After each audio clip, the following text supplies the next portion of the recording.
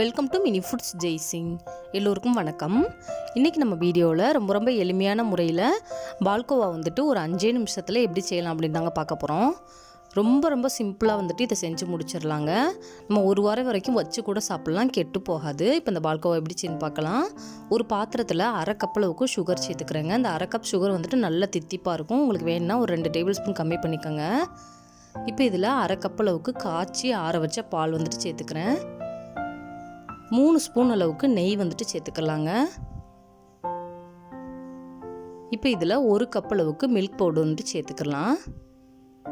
நான் வந்துட்டு Aavin milk powder வந்துட்டு யூஸ் பண்ணியிருக்கிறேங்க. உங்களுக்கு எந்த பிராண்ட் பிடிக்குமோ அதை வந்துட்டு நீங்கள் சேர்த்துக்கலாங்க. இது போல் ஸ்பூனு இல்லாட்டினா வந்துட்டு விஸ்க் வச்சுட்டு நல்லா வந்துட்டு இந்த கட்டிகள் இல்லாத போல் நல்லா கலந்து கொடுத்துக்கோங்க. நம்ம அடுப்பில் வச்சதுக்கப்புறம் இது இப்படி கலந்தோன்னா சீக்கிரமாக கட்டிப்பட்டுரும். நமக்கு வந்துட்டு செய்கிறதுக்கு வந்துட்டு ரொம்ப கஷ்டமாக இருக்கும்.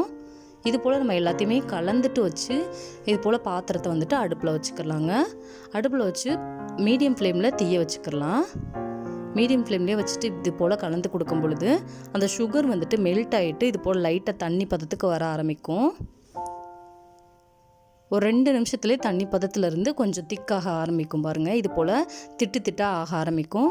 இந்த பதம் வந்ததுக்கப்புறம் அடுப்பை வந்துட்டு ஃபுல்லாக சிம்லேயே வச்சுக்கலாங்க.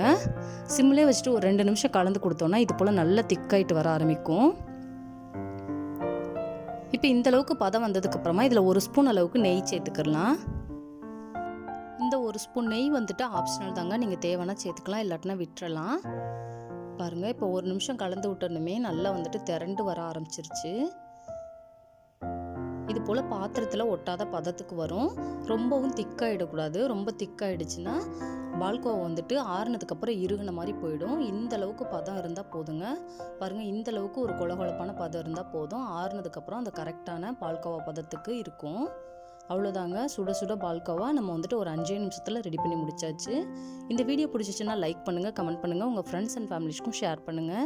இதே போல் சிம்பிளான ரெசிபிஸ் வீடியோ தொடர்ந்து பார்க்குறதுக்கு மறக்காமல் நம்ம Mini Foods Jaisingh channel subscribe பண்ணுங்கள். தேங்க்ஸ் ஃபார் வாட்சிங்.